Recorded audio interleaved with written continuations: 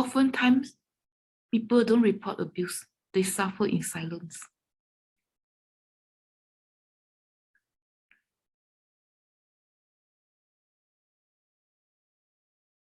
And there are close to 6 million cases of abuse. So we have to care. With increasing elderly population, we got to care. And this data was a bit older. It says 1 in 9 over 60 experience some sort of abuse.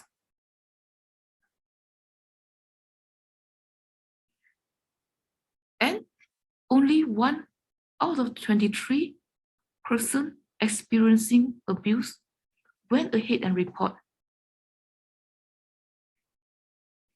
And still, even though this data is a bit older, it still says that women are more prone to abuse. And on average, women experiencing abuse is about 78 years old. And majority of the victims are whites, followed by blacks, then Hispanics and other racial groups.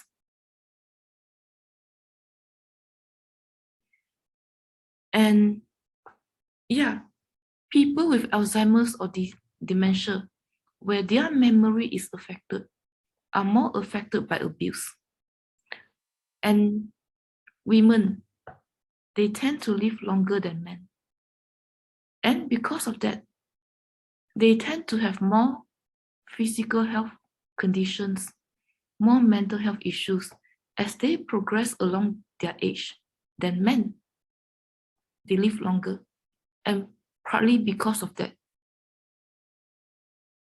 women are more prone to abuse, aside from some of them being dependent on men financially.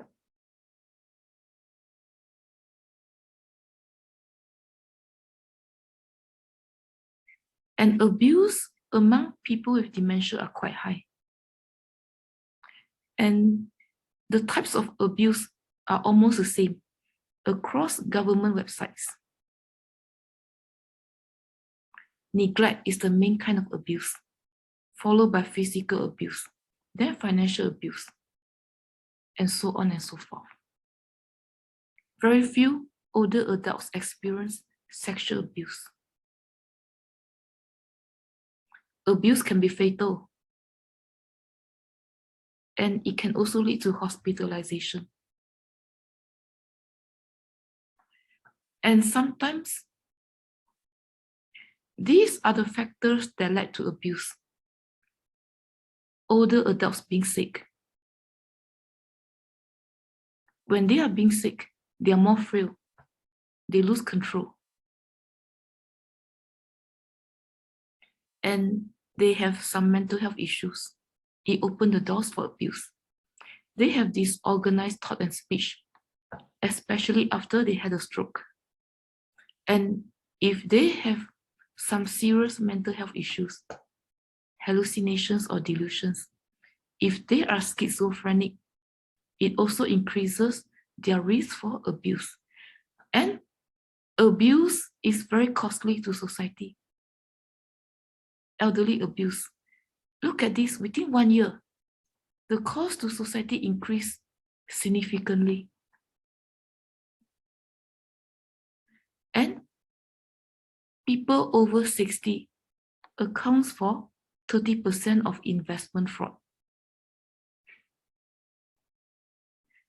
And physical abuse costs about 5.3 billion